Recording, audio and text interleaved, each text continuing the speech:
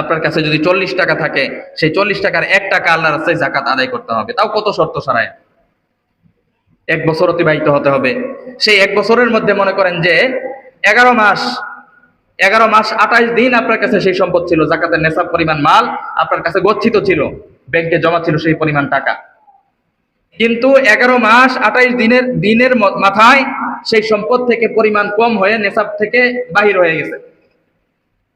অর্থাৎ নেসাবে যে পরিমাণ টাকা থাকা দরকার সেখান থেকে কিছু টাকা কম হয়ে গিয়েছে, তাহলেও আপনার উপর যাকাত ওয়াজিব হবে না। সুবহানাল্লাহ।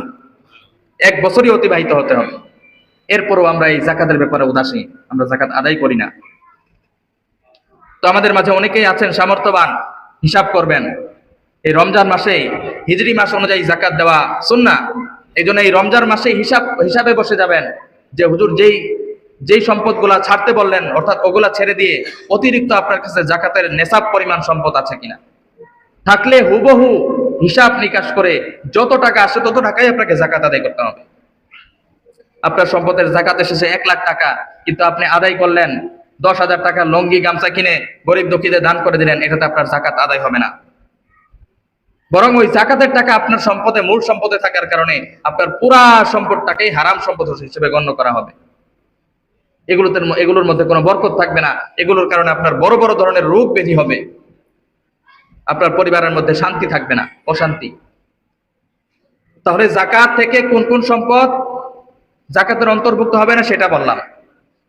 এবার আসেন কোন কোন সম্পদ যাকাতের মধ্যে অন্তর্ভুক্ত হবে। 1 নাম্বার তো বললাম স্বর্ণ, 2 নাম্বার রূপা, 3 নাম্বার হলো নগদ টাকা। 3 নাম্বার কি ভাই? নগদ টাকা। 4 নাম্বার হলো ব্যবসার নিয়তে আপনি জমি বা ফ্ল্যাট ক্রয় করেন। আপনার কাছে নগদ টাকা নাই, স্বর্ণ রূপা কিচ্ছু নাই, কিন্তু ব্যবসার নিয়তে আপনার অনেক জমি ক্রয় করা আছে বা ফ্ল্যাট ক্রয় করা আছে। যেই ফ্ল্যাট বা যেই জমিগুলোর হিসাব করলে নেসাবের থেকে আরো বেশি সম্পদের মালিক আপনি, তাহলে আপনার উপর কি হবে? যাকাত ফরজ হবে।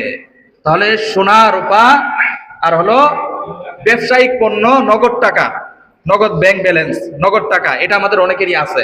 আমাদের ব্যাংকে লক্ষ লক্ষ টাকা পড়ে আছে, কিন্তু এটার যাকাত আমরা আদায় করি না, আমাদের যাকাত আদায় করতে হবে।